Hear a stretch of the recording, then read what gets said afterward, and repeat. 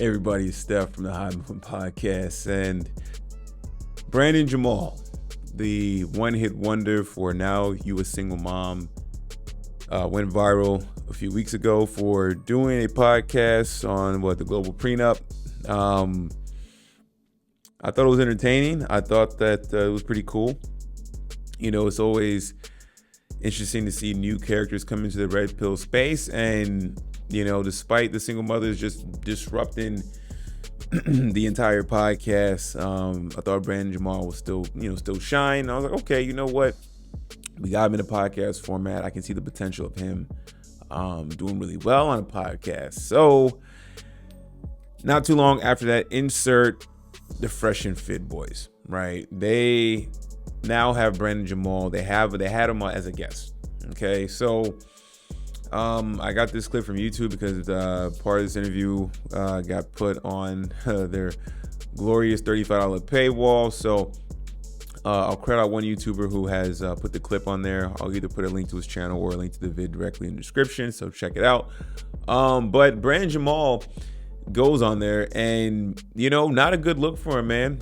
I did not know he was this emotionally unstable. He was really trying to talk and get his point across, where it just came across as just disrespectful. Now, FreshandFit, they have a flow to the show. Yes, it gets rowdy at times, but they really don't like it when the guests get rowdy. And Brandon Jamal, you know, also he says he's 36 years old, so he's in his 30s, and he's going off like this, man. It seemed like he was really trying to find a viral moment, as opposed to using the audience that FreshandFit has to build his own platform and build his profile. I think he fumbled this badly. You know, if for him, it made him, he just came across as just very, just emotionally unstable and out of control, man. I was surprised by all this watching these clips.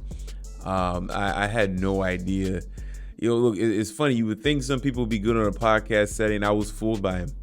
You know, after seeing this, I get it. Hey, listen, I don't really watch FreshandFit, but you're going to have Brandon Jamal. Okay, I'll check it out.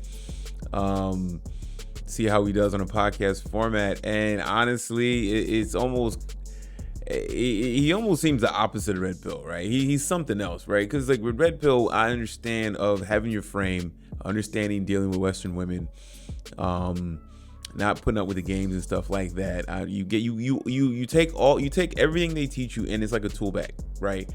But it is not to exert it in such a bombastic, rambunctious manner to women directly, right? Because they're just not going to receive that, number one, because they're emotional. So when you talk like that, they're not going to care what you actually have to say. They're going to get emotional, number one, and stuff like that. So for you, is you have all the red pill teaching, and you know how to operate within the female nature and how they will receive those types of things, but you still stay within your frame as a man and operate and not deal with the female antics.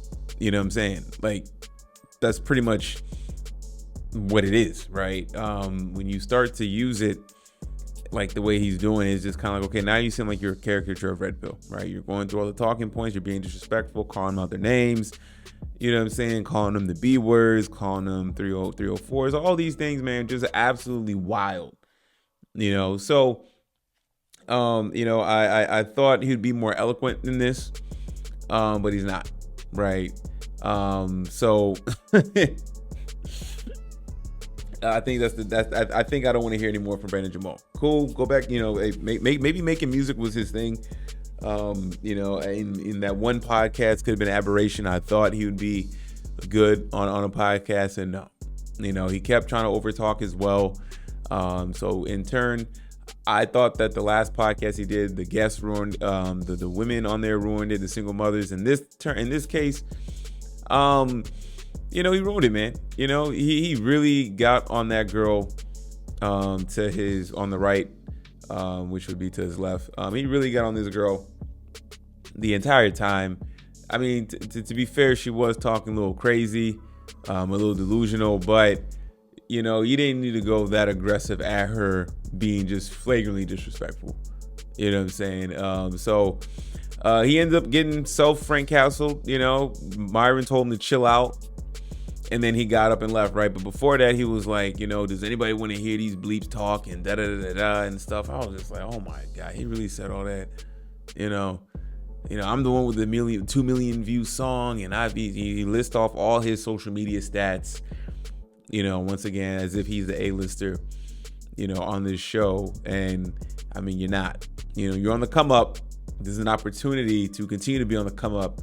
Drops the ball. So, man, I was rooting for Brandon Jamal, man. I really was. And not his best moment. And honestly, if this is how he is, I think I've tuned out on it, man. So anyways, y'all let me know what y'all think about this. This was I saw the vid on a channel called Laws of Distraction. So check it out. Leave me your thoughts. Do you think Brandon Jamal was in the right, in the wrong? I think he was mad in the wrong. I think he's cost himself additional visibility. If, like on podcasts, if this is how he really is going forward. I mean, people show their true colors once they start getting a little bit of clout and a little bit of online attention.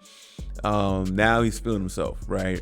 But us men, we view this and we're like, we're seeing right through this right now, man. It seemed like you're another typical wash TikTok brain guy, got in his head big. Now you think you're bigger than the platform you're on. Absolutely absurd. So leave me your thoughts, guys. Thanks for watching. Please like, subscribe. I'm out.